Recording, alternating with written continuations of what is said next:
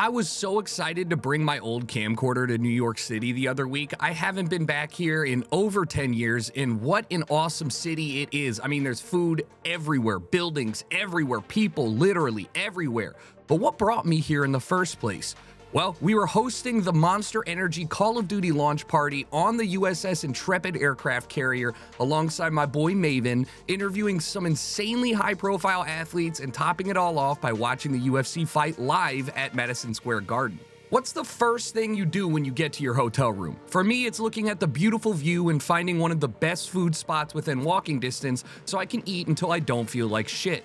Luckily for us, it's fucking New York, and there's a pizza joint on every corner, and this place slapped. Thanks. Can I get 2 pep?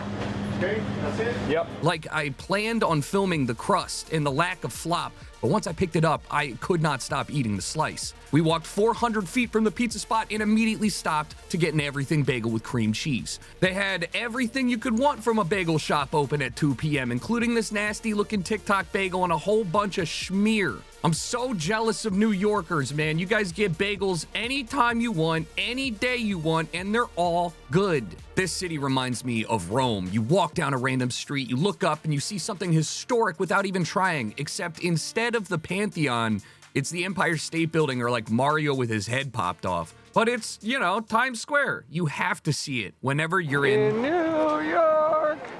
Concrete jungle. There's no reason for you to spend any amount of time here except to take a photo. The only worst place on this planet is probably Hollywood Boulevard in Los Angeles. We had to wash the taste of corporate America out of our mouths, so naturally, we went to the only safe place we could find, the Church of Sony Music Hall. This was actually kind of cool. There's a lot to look at. We walked in, talked to the bartender. They had my favorite beer. They had breakdowns of some Sony products and how they came to be. And then downstairs, they let us into the actual hall itself, which was cool. It had this wall of memorabilia, old Sony products as well, and some legendary records. It was nice to see. No. We did have plans to go skating at the Rockefeller Plaza. I mean, it's the holiday season. They're putting the tree up. It's not up, but it still counts. I haven't skated in like 20 years, so I could just see the headlines as I took out 3 to 4 smaller children on my way to the wall to help stand myself back up. And we had better things to do, like eat Belgian waffles from a truck.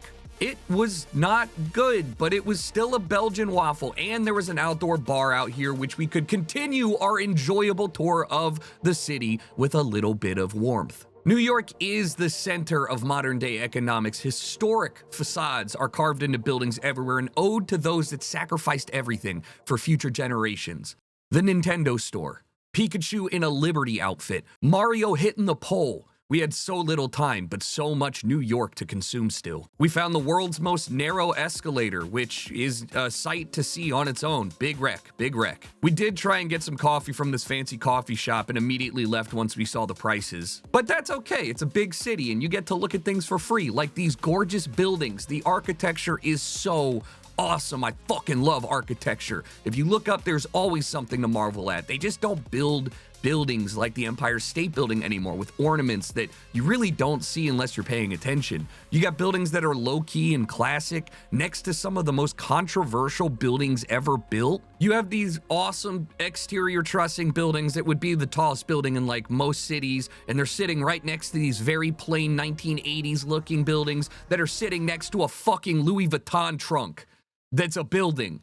And then it's like you woke up in the Twilight Zone and you just got the Louis Vuitton box. Like the textures, it's uncanny. Damn. But we didn't have time to lollygag. We had to get to Central Park before it got dark out and I couldn't see Balto's statue anymore. And we needed to go check out the park because it's incredible. The Central Park is one of, if not the best parks in the world. Central Park Squirrel. What in the fucking midnight I turned back into a, what's the whole thing? Cinderella. We got our photo taken by this lovely gentleman. Nice little Polaroid to remember the trip by. And then we saw him. There he is. There he was. Balto.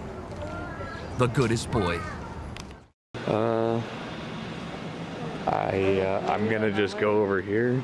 I've never been inside an aircraft carrier with nobody else. It was a sick venue for a pretty sick event, the Monster Energy Call of Duty launch party. I was getting ready to host, to talk to people, to interview. This is what it looks like when I'm warming up. It's kind of weird watching myself do all this and pretend that there's somebody here, but I promise it helps me interview. Me when I have psychosis, me talking to the imaginary friend that mama always said wasn't real. Ironically enough, the hardest interview was with my friend Diesel. I've known him for so long, it's like, what do you talk about? And this guy, Matt Berger, he's a Canadian Olympic skateboarder, so it was cool talking to him. But the one I was most excited and nervous for was interviewing Alex Pereira, current light heavyweight champion of the world, top 5 UFC fighter, like literally one of like 10 that have done even a fraction of what he's done in his career. And so talking to him, he's Brazilian, doesn't speak English, he has a translator. It was really easy to actually talk to him. He was well-spoken, answered the questions incredibly well. His translator was nice, he was nice.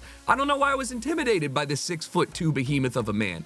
I did a little casting with my boy Maven, who is the GOAT at casting, one of my favorite guys to work with. And then I had a pastrami sandwich, so it's all coming together. Except not, because apparently I can't bring in a camcorder to Madison Square Garden. Why can't I bring a camcorder? It doesn't make any sense, man. Here's my 4K cell phone footage from these incredible seats that Monster hooked us up with for my first ever live event, watching some humans go at it. The seats were awesome. The fights were pretty damn good, except for the last two were kind of snooze fest. But I was having the time of my life, except for the fact that it breaks the aesthetic of the video, and now I don't know what to do. So anyways, I can't say enough about how much fun this was for me and how much I enjoy getting to experience parts of the world and different events with Monster, stuff that I wouldn't have access to otherwise. So big shout out to Monster for putting this all together, and I can't wait to show you where we go next. This is the first fight, right? I think he just looks huge.